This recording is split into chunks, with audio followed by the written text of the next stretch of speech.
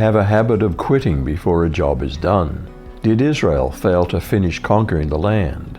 Are we still conquering? Will we endure to the end? Let's begin in Judges 1. What did God say about the continuing conquest of the land?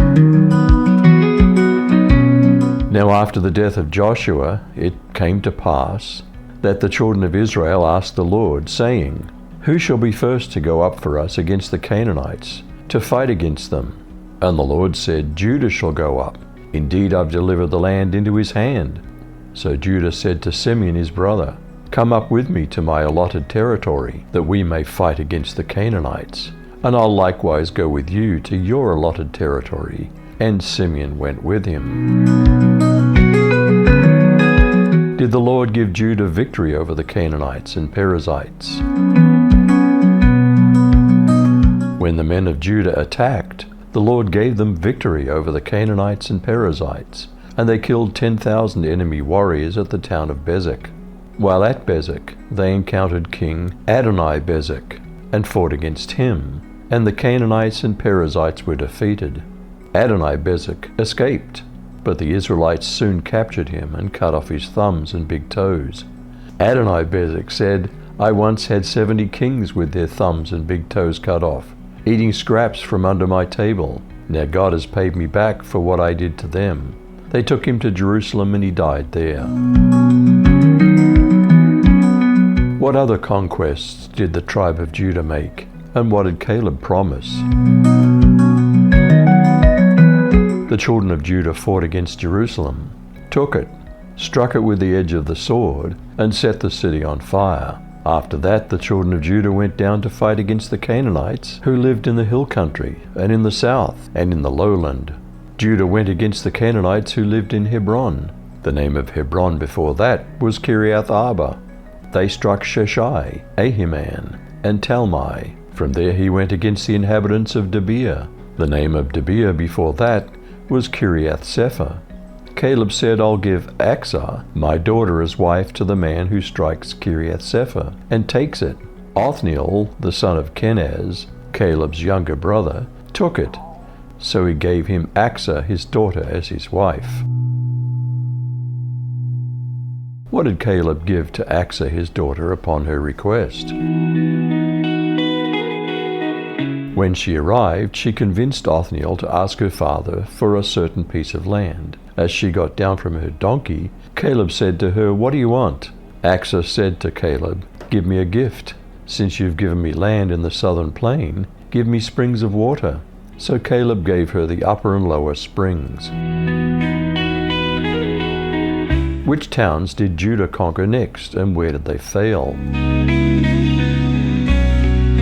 The people who belonged to the Kenite clan were the descendants of the father-in-law of Moses. They left Jericho with the people of Judah and settled near Arad in the southern desert of Judah, not far from the Amalekites. Judah's army helped Simeon's army attack the Canaanites who lived at Zephath. They completely destroyed the town and renamed it Hormah. The Lord helped the army of Judah capture Gaza, Ashkelon, Ekron, and the land near those towns. They also took the hill country, but the people who lived in the valleys had iron chariots, so Judah was not able to make them leave or take their land. The tribe of Judah gave the town of Hebron to Caleb, as Moses had told them to do. Caleb defeated the 3 Anakim clans and took over the town. The Jebusites were living in Jerusalem, and the Benjamin tribe did not defeat them or capture the town. That's why Jebusites still live in Jerusalem along with the people of Benjamin. Did the 2 tribes descended from Joseph also get into the action? The house of Joseph also went up against Bethel, and the Lord was with them. And the house of Joseph scouted out Bethel. Now the name of the city was formerly Luz. And the spies saw a man coming out of the city, and they said to him, Please show us the way into the city, and we'll deal kindly with you. And he showed them the way into the city. And they struck the city with the edge of the sword. But they let the man and all his family go. And the man went to the land of the Hittites, and built a city, and called its name Luz. That's its name to this day. Is there a more complete list of the other tribes' failures in conquering the land? At that time, Manasseh failed to take possession of Beth-shean and its villages, or Taanach and its villages, or the residents of Dor and its villages, or the residents of Ibleam and its villages, or the residents of Megiddo and its villages. The Canaanites refused to leave this land. When Israel became stronger, they made the Canaanites serve as forced labor, but never drove them out completely. At that time, Ephraim failed to drive out the Canaanites who were living in Gezer, so the Canaanites have lived among them in Gezer. Zebulun failed to drive out the residents of Kitron, or the residents of Nahalol, so the Canaanites lived among them and served as forced labor. Asher failed to drive out the residents of Akko, or of Sidon, or of Aleb, Akzib, Helba, Aphek, or Rehob. The Asherites lived among the Canaanites who were living in the land, because they failed to drive them out.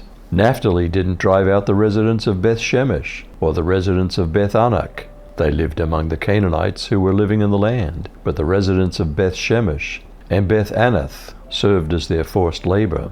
The Amorites forced the Danites into the hill country, and didn't allow them to go down into the valley. The Amorites refused to leave Haheres, Aijalon, and Shaalbim. When the house of Joseph got the upper hand, the Amorites were made to serve as forced labor. The territory of the Amorites extended from the ascent of Akrabim, that is, from Selah upward. What did Jesus say about those who start to build but fail to finish? Have we put all our material possessions at a distant second to following Christ? Now large crowds were traveling with Jesus. He turned and told them, "If anyone comes to me and doesn't hate his father, mother, wife, children, brothers and sisters, as well as his own life, he can't be my disciple. Whoever doesn't carry his cross and follow me can't be my disciple. Suppose one of you wants to build a tower. He'll sit down first and estimate the cost to see whether he has enough money to finish it, won't he? Otherwise, if he lays a foundation and can't finish the building, everyone who watches will begin to ridicule him and say, 'This person started a building but couldn't finish it.' Or suppose a king is going to war against another king. He'll first sit down and consider whether, with 10,000 men, he can fight the one coming against him with 20,000 men, won't he? If he can't, he'll send a delegation to ask for terms of peace, while the other king's still far away. In the same way, none of you can be my disciple unless he gives up all his possessions." Will we endure to the very end, even if times get tough? "And the brother shall deliver up the brother to death, and the father the child, and the children shall rise up against their parents, and cause them to be put to death. And you shall be hated of all men for my name's sake. But he that endures to the end shall be saved. But when they persecute you in this city, flee to another. For verily I say to you, you shall not have gone over the cities of Israel till the Son of Man be come." Do we have a habit of quitting before a job's done? Did Israel fail to finish conquering the land? Are we still conquering? Will we endure to the end? You decide.